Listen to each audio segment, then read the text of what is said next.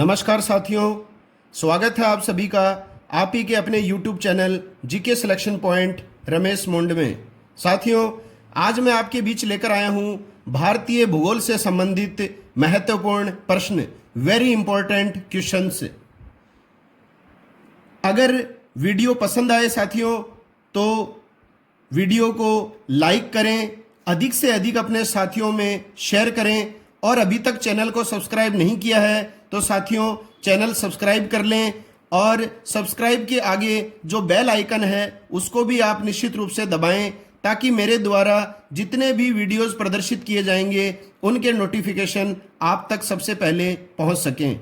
तो शुरू करते हैं आज की वीडियो। पहला प्रश्न है, भारत में हिमालय की सर्वोच्च पर्वत चोटी कौन सी है? तो साथियों, हिमालय की सर्वोच्च पर्वत चोटी है कंचनजंगा। ये सिक्किम राज्य में है और इसकी ऊंचाई है 8,598 मीटर।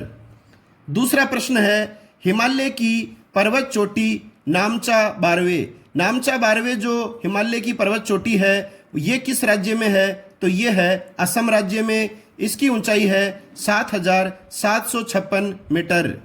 तीसरा प्रश्न है, हिमालय की उत्पत्ति किस भूविखंडन से हुई है? तो हिमालय की उत्पत्ति हुई है टेथिस महासागर भूविखंडन से। चौथा प्रश्न है, उत्तराखंड हिमालय की सर्वोच्च पर्वत चोटी है। उत्तराखंड हिमालय की सर्वोच्च पर्वत चोटी है नंदा देवी। ऊंचाई है 7,817 मीटर। अब देखिए साथियों, इनमें ऊंचाइयां परीक्षाओं में नहीं पूछी जाती हैं, आपको केवल चोटी का नाम ध्यान में रखना है। उत्तराखंड हिमालय की सर्वोच्च पर्वत चोटी है नंदा देवी। अगला प्रश्न है, किस पर्वत चोटी को सागर माथा नाम से जाना जाता है? तो माउंट एवरेस्ट को जाना जाता है सागर माथा। इसकी ऊंचाई आपसे पूछी जा सकती है क्योंकि ये विश्व की सर्वोच्च ऊंचाई की पर्वत चोटी है, इसलिए परीक्षाओं में प्रश्न बनता है ऊंचाई का। 8,848 मीटर इसकी ऊंचाई है।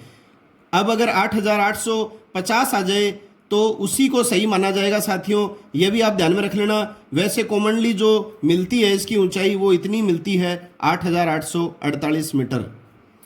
अगला है, हिमालय की प्रमुख श्रेणियां तथा नदियां। अब देखिए इसमें साथियों सुमेलित करने वाला प्रश्न आता है या सीधा प्रश्न आ सकता है कि कुमायूं हिमालय चोटी जो है वो कौन सी नदियों के मध्य श्रेणी स्थित है? तो कुमायूं हिमालय श्रेणी कौन सी नदियों के मध्य स्थित है? तो उत्तर आ जाएगा सतलज तथा काली नदी के मध्य।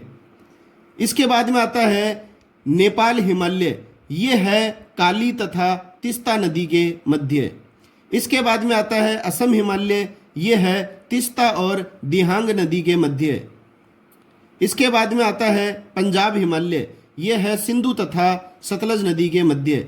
तो साथियों इसको मैंने एकदम क्रम से प्रस्तुत किया है। सतलज और काली के मध्य है कुमायूं हिमालय श्रेणी, बाद में काली और तीस्ता के मध्य है नेपाल हिमालय श्रेणी, तीस्ता और दिहांग के मध्य असम हिमालय श्रेणी है और सिंधु तथा सतलज नदी के मध्य है पंजाब हिमालय श्रेणी।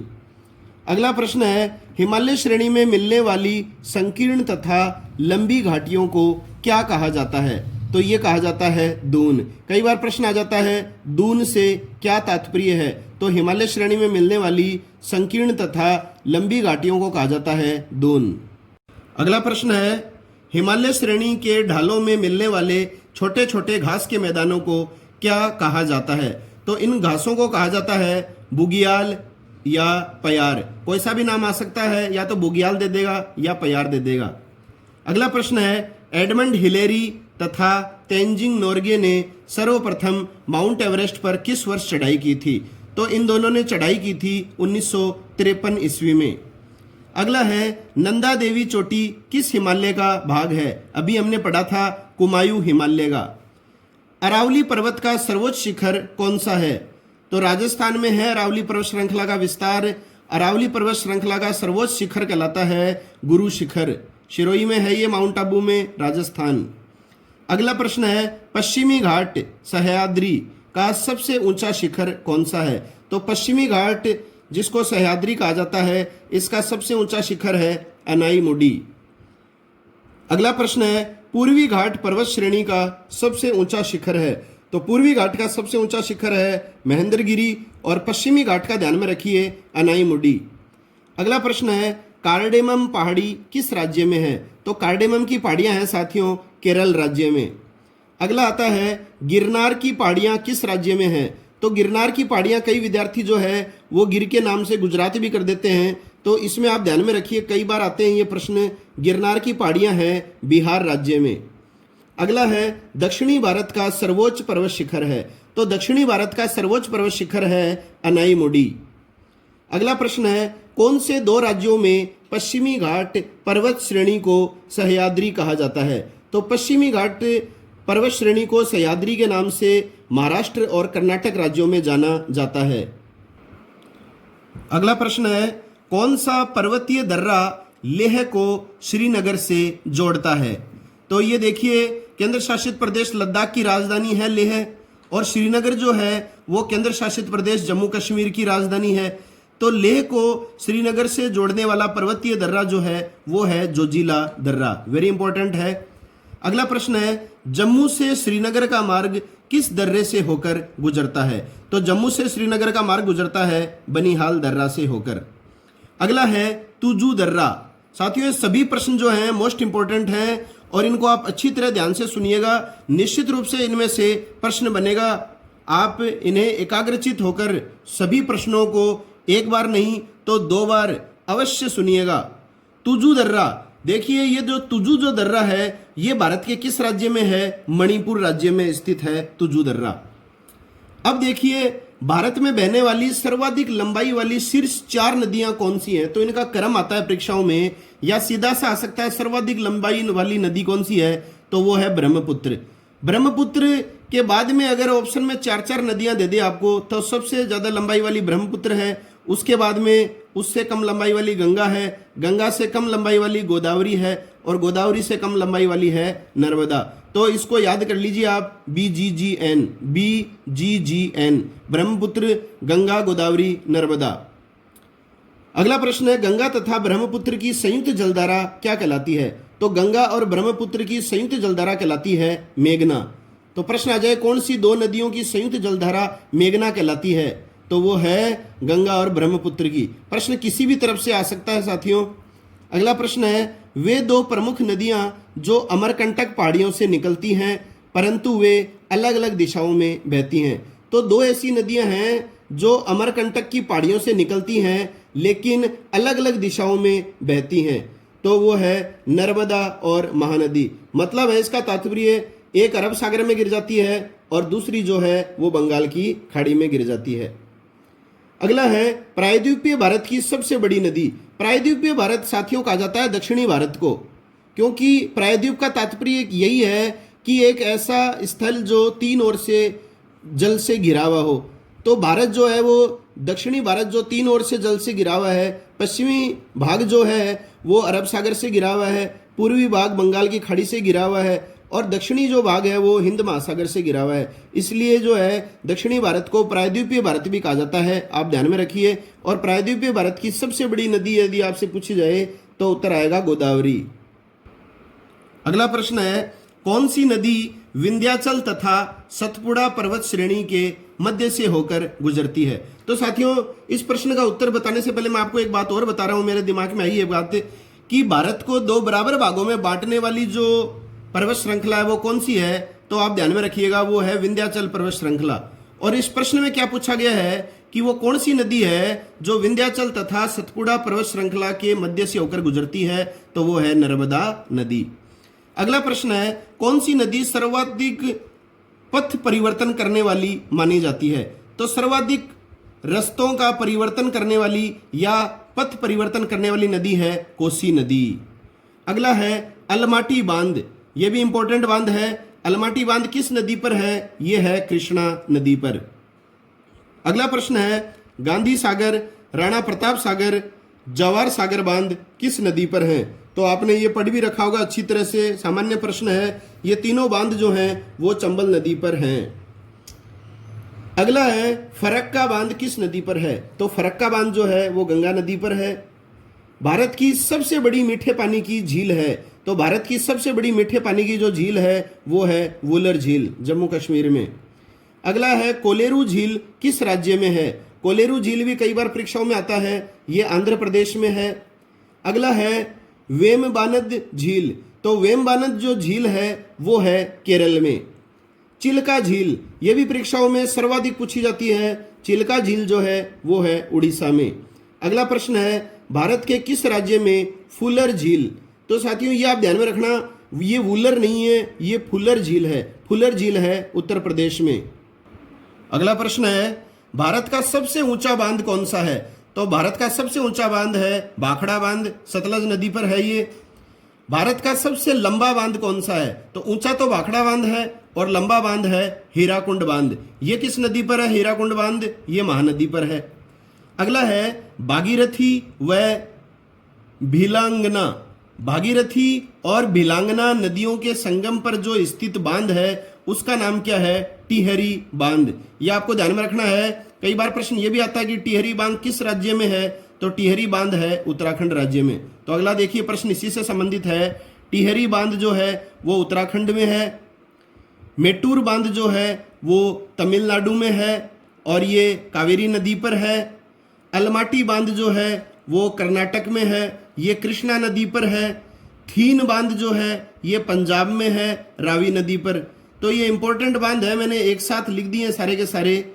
अगला है सरदार सरोवर बांध, ये है गुजरात में नर्मदा नदी पर। इसी तरह से नागार्जुन बांध है, ये आंध्र प्रदेश में है कृष्णा नदी पर। जवाहर सागर बांध जो है ये चंबल नदी पर है, राजस्थान में अभी अपन ने पढ़े थे। और राणा प्रताप सागर बांध ये भी चंबल नदी पर ही है। अब अगला प्रश्न है भारत की सबसे बड़ी मीठे पानी की जो झील है, मीठे पानी की झील है वुलर झील, जम्मू कश्मीर। अब देखिए झीलों के बारे में मैंने प्रश्न संकलित किए हैं, इंपॉर्टेंट हैं सभी। लोकाटक झील पूछा जाता है। लोकाटक झील जो है ये है मणिपुर में। अगला है चिल्का झील, ये उड़ीसा में है। कोलेरू झील आंध्र प्रदेश में है। लोनार झील महाराष्ट्र में है। पुलिकट झील तमिलनाडु में है। फुलर झील उत्तर प्रदेश में है। एक दो झील अपन पहले पढ़ भी चुके हैं, जैसे फुलर झील अभी ये प्रश्न आया था उत्तर प्रदेश में। चिल्का झील भी हमने पढ़ा था उड़ीसा में। भारत का सबसे ऊंचा जलप्रपात कौन सा है, मोस्ट इंपॉर्टेंट है, ये है जोग जलप्रपात आ जाता है या तो ऑप्शन में, या इसी का दूसरा नाम है गरसोपा जलप्रपात, या इसी का वर्तमान नाम है महात्मा गांधी जलप्रपात। कर्नाटक में है ये जलप्रपात। अगला है जोग या गरसोपा जलप्रपात किस राज्य में है। तो ये प्रश्न आ गया है कर्नाटक में है, शरावती नदी से संबंधित। अगला प्रश्न है जोग या गरसोपा जलप्रपात का नवीनतम नाम क्या है। तो नवीनतम नाम हमने अभी देख ही लिया था, महात्मा गांधी जलप्रपात है इसका नवीनतम नाम। अगला है धुआंधार जलप्रपात किस नदी पर है। तो धुआंधार जलप्रपात है नर्मदा नदी पर और यह है मध्य प्रदेश राज्य में। अगला है शिव समुद्रम जलप्रपात किस नदी पर है। तो शिव समुद्रम जलप्रपात है कावेरी नदी पर, यह है कर्नाटक में। गोकक जलप्रपात ये किस नदी पर है। यह है गोकक नदी जो कि कृष्णा की सहायक नदी है। और ये किस राज्य में है गोकक जलप्रपात, ये भी कर्नाटक राज्य में ही है। तो कर्नाटक में गरसोपा जलप्रपात हो गया, शिव समुद्रम हो गया और एक गोकक जलप्रपात हो गया। अगला है हुंडरू जलप्रपात। हुंडरू जलप्रपात जो है वो झारखंड राज्य में है और स्वर्ण रेखा नदी पर है ये।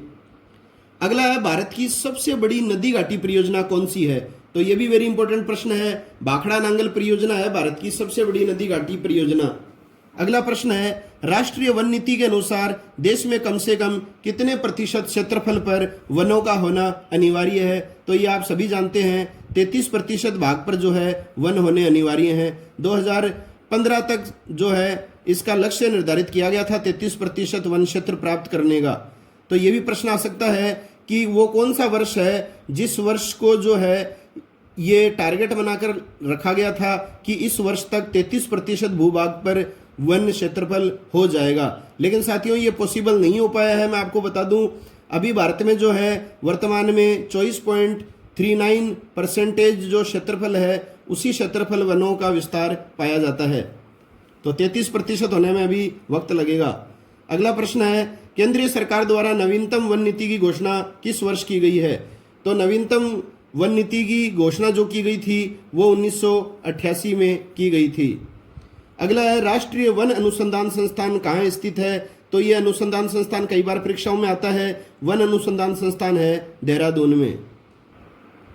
अगला प्रश्न है राष्ट्रीय पर्यावरण शोध संस्थान जिसको कहा जाता है नेरी। कई बार नेरी भी आ जाता है, नेरी स्थित है। तो नेरी की फुल फॉर्म होती है साथियों नेशनल एनवायरनमेंट रिसर्च इंस्टीट्यूट, मतलब राष्ट्रीय पर्यावरण शोध संस्थान। ये है नागपुर, महाराष्ट्र में। अगला प्रश्न है, भारत में वृक्षारोपण उत्सव जिसे वन महोत्सव कहा जाता है के जन्मदाता कौन है?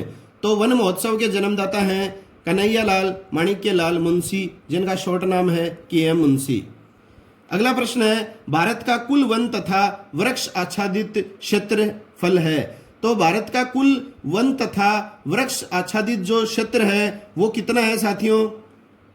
8,02,088। तो 8,02,088 वर्ग किलोमीटर ये है वन आच्छादित क्षेत्रफल। यह आप ध्यान में रखिएगा, एग्जैक्ट आंकड़ा है। भारत के कुल क्षेत्रफल के कितने प्रतिशत भाग पर वन है? तो इसकी चर्चा अभी हमने की थी, 24.39% हैं। और कितने अनिवार्य भाग पर वन होने चाहिए इकोलॉजिकल बैलेंस के लिए, पारिस्थितिकीय संतुलन के लिए? तो 33% भाग पर होने चाहिए। सर्वाधिक वन क्षेत्रफल वाला राज्य कौन सा है? मध्य प्रदेश है। कई बार जैसे मध्य प्रदेश नहीं आता है तो हमें अरुणाचल प्रदेश भी करना पड़ सकता है। और तीसरे नंबर पर है सर्वाधिक के मामले में, क्षेत्रफल के मामले में, छत्तीसगढ़। अगला है न्यूनतम वन क्षेत्रफल वाला राज्य। न्यूनतम वन क्षेत्रफल वाला राज्य है साथियों मिजोरम। तो सर्वाधिक वन क्षेत्रफल वाला मध्य प्रदेश और न्यूनतम वाला मिजोरम। अगला है, भारत में स्थापित प्रथम राष्ट्रीय उद्यान कौन सा रहा है?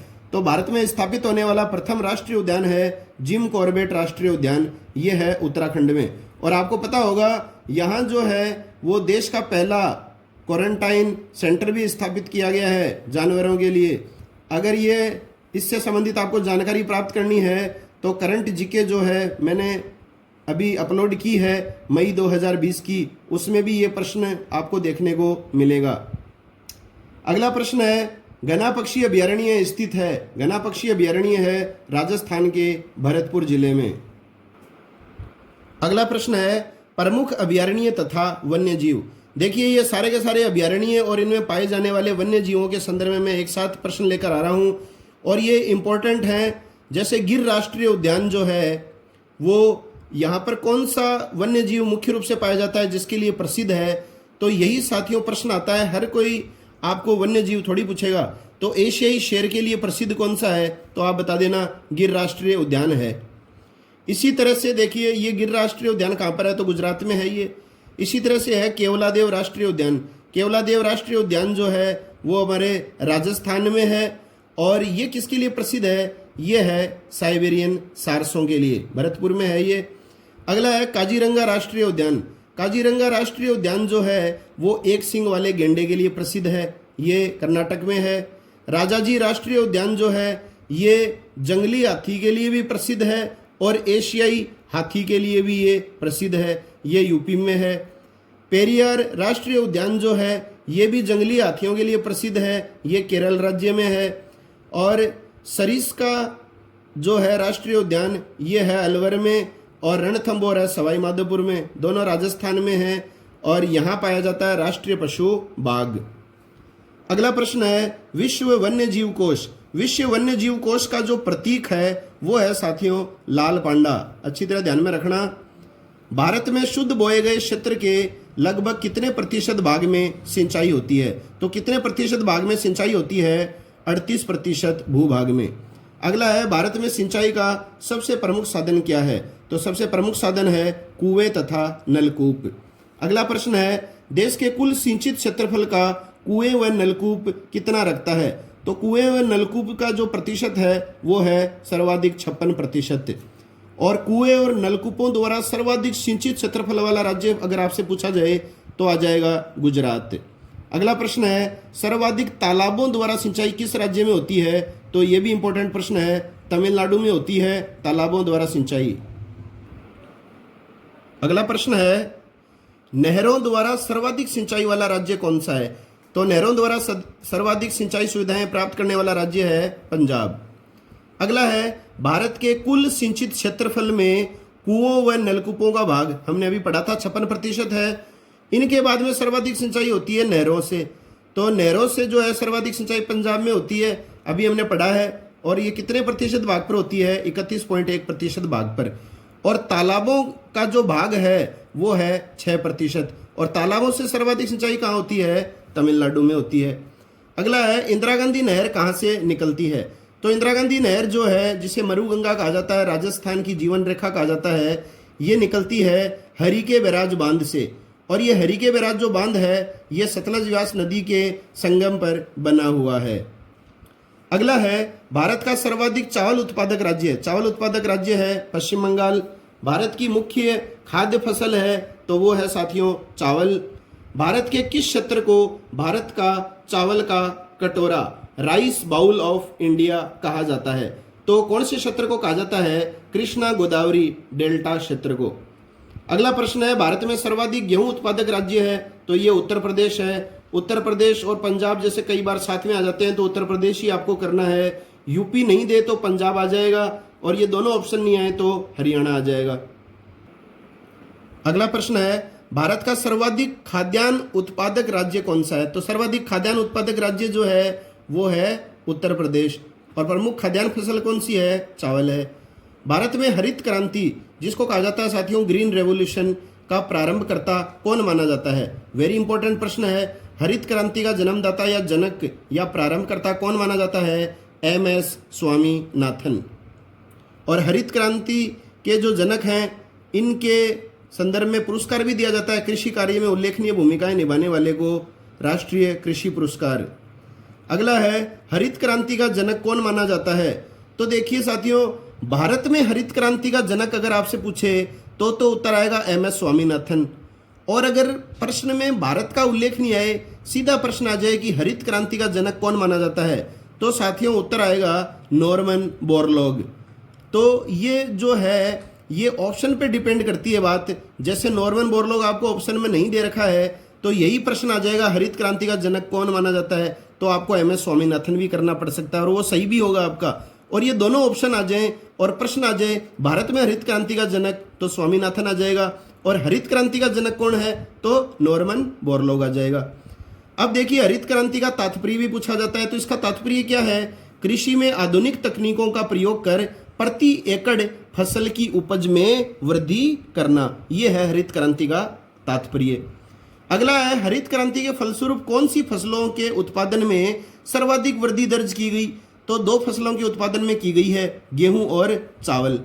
अब देखिए साथियों, ये वर्ष भी आ जाता है। प्रथम हरित क्रांति भारत में कब आई? तो 1967-68 में आई। और दूसरी हरित क्रांति कब आई? 1983-84 में। ये भी आप ध्यान में रखिएगा।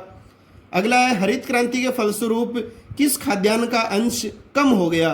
तो बढ़ तो गया था गेहूं और चावल का, और कम हो गया अंश दलहन व मोटे अनाज का। किस राज्य को भारत का धान्य भंडार कहा जाता है? तो भारत का धान्य भंडार कहा जाता है पंजाब को। अब देखिए, कुछ उत्पादक राज्य हैं।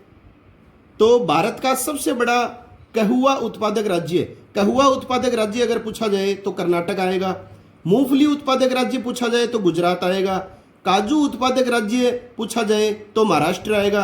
अब देखिए, कई बार जैसे परीक्षाओं में प्रश्न आ जाता है भारत का सबसे बड़ा काजू उत्पादक राज्य है, और हमारी तैयारियां बहुत अच्छी होती हैं, हर टॉपिक हम अच्छी तरह पढ़ते हैं।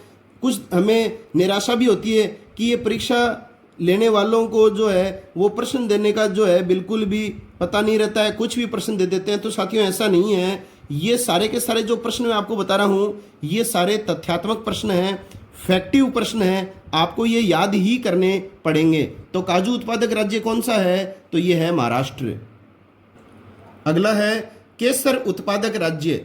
तो भारत का एकमात्र केसर उत्पादक राज्य है जम्मू कश्मीर। रेशम उत्पादक राज्य कौन सा है? कर्नाटक है। जूट उत्पादक राज्य पूछा जाए तो पश्चिम बंगाल है। चाय उत्पादक राज्य पूछा जाए तो असम आ जाएगा। गन्ना उत्पादक राज्य उत्तर प्रदेश आ जाएगा। प्राकृतिक रबड़ उत्पादक राज्य केरल आ जाएगा। ये गन्ना उत्पादक जो राज्य है ये वापस आ गया है उत्तर प्रदेश। तंबाकू उत्पादक राज्य है आंध्र प्रदेश। और सोयाबीन उत्पादक राज्य मध्य प्रदेश। तभी मध्य प्रदेश का उपनाम है सोया प्रदेश, क्योंकि ये सोयाबीन उत्पादक राज्य है सर्वाधिक। अगला प्रश्न है, नीली क्रांति किससे संबंधित है? हरित क्रांति जो है वो कृषिगत फसलों के उत्पादन से संबंधित है ना, वैसी नीली क्रांति का संबंध है मत्स्य उत्पादन से। भारत में स्वच्छ जलीय मछली का सबसे बड़ा उत्पादक राज्य कौन सा है? तो स्वच्छ जलीय मछली का सबसे बड़ा उत्पादक राज्य है पश्चिम बंगाल। दूध उत्पादन में भारत का विश्व में स्थान कौन सा है? तो विश्व में स्थान प्रथम है। इसको आप साथियों एक बार और भी देख लीजिए कि ये प्रथम है या द्वितीय है, क्योंकि ये जो परीक्षा से प्रश्न मैंने उठाया है वो 1-2 साल पहले की बात है, तो मैं भी इसके बारे में पता करूंगा थोड़ा सा, और आप भी देखिएगा कि दूध उत्पादन में भारत का विश्व में स्थान कौन सा है। हालांकि हो सकता है ये निश्चित रूप से सही भी हो, प्रथम स्थान। ऑपरेशन फ्लड कार्यक्रम किस वर्ष प्रारंभ हुआ? तो ऑपरेशन फ्लड कार्यक्रम प्रारंभ हुआ था 1970 में। और ऑपरेशन फ्लड का संबंध किससे है? तो दूध उत्पादन से है ऑपरेशन फ्लड का संबंध। श्वेत क्रांति जिसको कहा जाता है व्हाइट रेवोल्यूशन, ये किससे संबंधित है? दूध उत्पादन से संबंधित है। और श्वेत क्रांति का जनक किसे माना जाता है? वर्गीज कुरियन को माना जाता है। अब देखिए, जैसे हरित क्रांति का जनक किसको माना जाता है बताओ? तो नॉर्मन बोरलॉग को माना जाता है। और भारत में हरित क्रांति का जनक MS स्वामीनाथन को। ऐसे ही आप भ्रमित मत हो जाना, आप श्वेत क्रांति पूछे तो आपको वर्गीज कुरियन बताना है। अगला प्रश्न है, गुलाबी क्रांति किससे संबंधित है? तो झींगा उत्पादन से संबंधित है गुलाबी क्रांति। गोल क्रांति का संबंध किससे है? आलू उत्पादन से है। भारत का कौन सा स्थान अंगूर उत्पादन हेतु प्रसिद्ध है? तो ये महाराष्ट्र का नासिक स्थान है। भारत में कृषि पर आश्रित लोगों का प्रतिशत कितना है? तो कृषि पर आश्रित लोगों का प्रतिशत है 52%। आपको एक अनुमानतया पता होना चाहिए 52%। कोई जरूरी नहीं कि आपकी परीक्षा में प्रश्न आए तो एग्जैक्ट आपको 52 ही दे दे, लेकिन अगर आपको पता है 52% तो आप निश्चित रूप से सही ऑप्शन का चुनाव कर लेंगे। किस फसल की बुवाई व कटाई के बीच सर्वाधिक अंतराल पाया जाता है? ये आप जानते ही होंगे, बुवाई और कटाई में सर्वाधिक अंतराल पाया जाता है गन्ने की फसल में। भारत का कौन सा क्षेत्र खनिज पदार्थों की दृष्टि से सर्वाधिक समृद्ध है? वेरी इंपॉर्टेंट प्रश्न है, छोटा नागपुर पठार। अगला है, भारत का सर्वाधिक लौह उत्पादक राज्य है? तो लौह उत्पादक राज्य है छत्तीसगढ़। भारत में अधिकांश लौह अयस्क किस प्रकार का पाया जाता है? तो किस प्रकार का पाया जाता है? ये हेमेटाइट प्रकार का पाया जाता है। भारत का सर्वाधिक जस्ता उत्पादक राज्य कौन सा है? तो ये है राजस्थान। अगला प्रश्न है, भारत में बॉक्साइट का सबसे बड़ा उत्पादक राज्य कौन सा है? तो बॉक्साइट का सबसे बड़ा उत्पादक राज्य है उड़ीसा। अगला है, पलामू तथा लोहरदग्गा, ये 2 स्थान हैं या क्षेत्र हैं, पलामू तथा लोहरदग्गा। ये क्षेत्र किस खनिज के लिए प्रसिद्ध हैं? तो ये बॉक्साइट खनिज के प्रसिद्ध केंद्र हैं। भारत का सर्वाधिक जिप्सम उत्पादक राज्य, तो जिप्सम उत्पादक राज्य है राजस्थान। भारत का सर्वाधिक अभ्रक उत्पादक राज्य, ये बहुत बार परीक्षाओं में आता है, अभ्रक माइका, तो अभ्रक उत्पादक राज्य है झारखंड। कुल भारत के अभ्रक उत्पादन का लगभग 55% झारखंड राज्य रखता है। गुजरात में बड़ौदा क्षेत्र की मोतीपुरा खान से कौन सा पत्थर निकाला जाता है? तो ये बड़ौदा क्षेत्र की जो मोतीपुरा खान है, यहाँ से सफेद संगमरमर का पत्थर निकाला जाता है। भारत का सर्वाधिक हीरा उत्पादक राज्य कौन सा है? तो ये मध्य प्रदेश है, और मध्य प्रदेश का क्षेत्र पूछे तो पन्ना क्षेत्र। भारत का सर्वाधिक सोना उत्पादक राज्य कौन सा है? तो वो है कर्नाटका। कर्नाटक में स्थित प्रमुख कोलार खान किस खनिज के लिए प्रसिद्ध है? तो सोना उत्पादक राज्य कर्नाटक है, और कर्नाटक में ही है कोलार की खान, जो किस खनिज के लिए प्रसिद्ध है? सोने के लिए, स्वर्ण के लिए। अगला है, टंगस्टन उत्पादन हेतु प्रसिद्ध डेगाना की खान किस राज्य में है? तो डेगाना की खानें हैं राजस्थान के नागौर जिले में। अगला प्रश्न है, कोयले का सर्वाधिक उत्पादक राज्य, तो कोयले का सर्वाधिक उत्पादक राज्य है छत्तीसगढ़। अब देखिए साथियों, झरिया क्षेत्र है किस खनिज उत्पादन के लिए प्रसिद्ध है? तो कोयले के उत्पादन के लिए प्रसिद्ध है ये झरिया क्षेत्र झारखंड राज्य का। अगला प्रश्न है, भारत में मिलने वाला अधिकांश कोयला किस भूभाग में निक्षेपित हुआ है? तो कौन से भूभाग में निक्षेपित हुआ है ये? तो ये हुआ है गोंडवाना भूभाग में। अगला प्रश्न है, भारत में सर्वप्रथम 1774 ईस्वी में कोयला का उत्खनन किस स्थान पर किया गया था?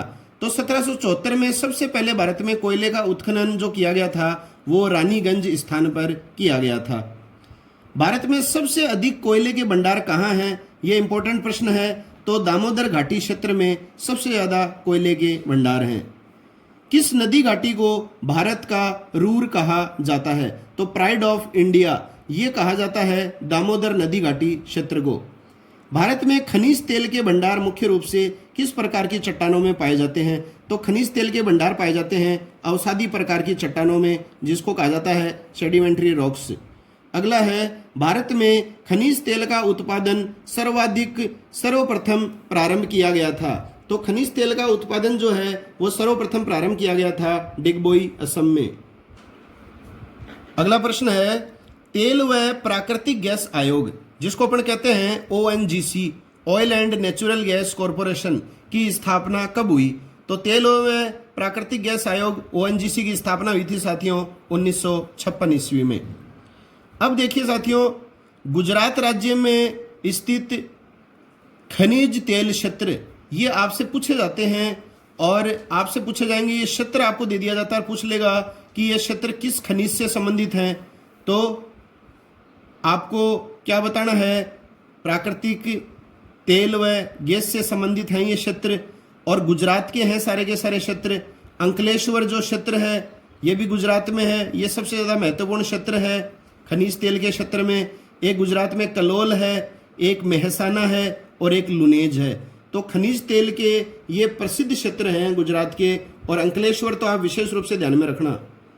अगला प्रश्न है, विश्व का सर्वोत्तम किस्म का अभ्रक प्राप्त होता है?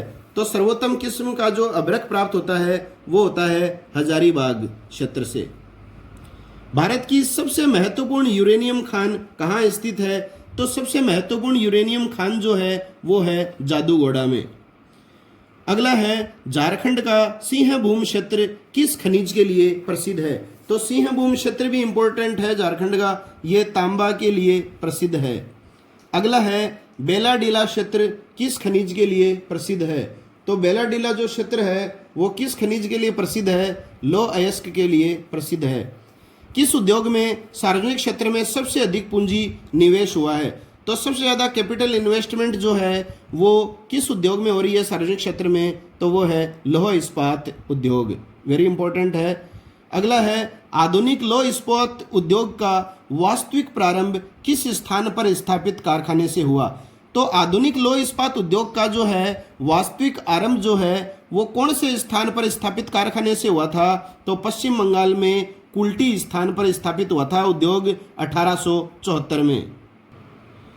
अगला प्रश्न है, निजी क्षेत्र में भारत का प्रथम लौह इस्पात कारखाना कहाँ स्थापित हुआ है? तो प्राइवेट सेक्टर में, निजी क्षेत्र में भारत का प्रथम लौह इस्पात कारखाना स्थापित हुआ है जमशेदपुर में। अगला है, भारतीय लौह इस्पात कंपनी की स्थापना किस स्थान पर की गई थी? तो लौह इस्पात कंपनी की स्थापना की गई थी साथियों पश्चिम बंगाल राज्य में दामोदर घाटी में हीरापुरा नामक स्थान पर। तो इसमें कई बार जो है ये स्थान जो है वो दामोदर घाटी दिया जाता है, तो आप ध्यान में रखिए। राज्य अगर आ जाए लौह इस्पात कंपनी की स्थापना सबसे पहले कहाँ की गई थी तो आ जाएगा पश्चिम बंगाल, और स्थान जो है वो दामोदर घाटी में है, हीरापुरा नामक स्थान 1908 में। अगला है, हिंदुस्तान स्टील लिमिटेड, ये कहाँ स्थित है? ये है राउरकेला, सुंदरगढ़, उड़ीसा में। तो उड़ीसा के राउरकेला स्थान पर है हिंदुस्तान स्टील लिमिटेड। अगला है, टाटा लौह इस्पात कारखाना कहाँ स्थित है? टाटा लौह इस्पात कारखाना है सिंहभूमि, झारखंड में। अगला है, राउरकेला लौह इस्पात संयंत्र कहाँ स्थित है? वेरी इंपॉर्टेंट है ये लौह इस्पात संयंत्र। राउरकेला लौह इस्पात संयंत्र है उड़ीसा में। और किस देश की आर्थिक सहायता से स्थापित किया गया था ये द्वितीय पंचवर्षीय योजना में? ये भी आपको ध्यान में रखना है, जर्मनी की आर्थिक सहायता से ये स्थापित किया गया था। अगला है, भिलाई लौह इस्पात संयंत्र कहाँ स्थित है? तो भिलाई है छत्तीसगढ़ में, और ये पूर्व सोवियत संघ की आर्थिक सहायता से स्थापित किया गया था। अगला प्रश्न है, दुर्गापुर लौह इस्पात संयंत्र कहाँ स्थित है? तो दुर्गापुर लौह इस्पात संयंत्र है पश्चिम बंगाल में, और ये ब्रिटेन की आर्थिक सहायता से स्थापित किया गया था। तो ध्यान में रखिएगा, राउरकेला वाला जो है वो तो जर्मनी की आर्थिक सहायता से हुआ था, भिलाई वाला जो है वो सोवियत संघ की आर्थिक सहायता से हुआ था, और ये दुर्गापुर जो पश्चिम बंगाल में है ये लौह इस्पात संयंत्र ब्रिटेन की आर्थिक सहायता से स्थापित किया गया था। ये तीनों संयंत्र जो है आई बार परीक्षाओं में पूछे जाते हैं। अगला प्रश्न है, भारतीय इस्पात प्राधिकरण लिमिटेड, जिसको कहा जाता है SAIL, Steel Authority of India Limited, की स्थापना किस वर्ष हुई? तो ये हुई थी 1974 में। ये वर्ष ध्यान में रखना है आपको, सेल की स्थापना 1974 में हुई थी। अगला है, वह रेल मार्ग जिस पर सर्वाधिक इस्पात कारखाने हैं, तो कौन से रेल मार्ग पर सबसे ज़्यादा इस्पात कारखाने हैं? मुंबई हावड़ा वाया रायपुर रेलवे मार्ग पर। भारत में किस उद्योग में सर्वाधिक लोग कार्यरत हैं? तो सबसे ज़्यादा लोग कार्यरत हैं कपड़ा उद्योग में। कौन सा विनिर्माण उद्योग सर्वाधिक रोजगार प्रदान करता है? तो कौन सा विनिर्माण उद्योग सर्वाधिक रोजगार प्रदान करता है? सूती वस्त्र उद्योग। अगला प्रश्न है, भारत में प्रथम जनगणना का कार्य कब हुआ था? तो भारत में प्रथम जनगणना का कार्य हुआ था साथियों 1872 में। उस समय भारत के जो वायसराय थे वो थे लॉर्ड मेयो। तो ये भी आ सकता है किस वायसराय के काल में भारत में प्रथम जनगणना का कार्य हुआ? तो लॉर्ड मेयो के काल में 1872 में। ये केवल साथियों बंगाल प्रांत के लिए हुई थी जनगणना, पूरे भारत के लिए नहीं हुई थी। अगला प्रश्न है, भारत में सर्वप्रथम व्यवस्थित, नियमित तथा अखिल भारतीय जनगणना किस वर्ष संपन्न हुई? तो ये हुई थी 1881 में, और इस समय कौन थे वायसराय? Lord Ripon. तो ये जो जनगणना थी ये नियमित अंतराल से होने वाली पहली जनगणना थी 1881 में, और पूरे भारत के लिए हुई थी। और 1881 के बाद में आप देखते हैं कि हर 10 वर्ष से जो है वो लगातार जनगणना का कार्य चल रहा है। और अब जो 2021 में है वो नवीनतम जनगणना होगी जो 16वें नंबर की होगी।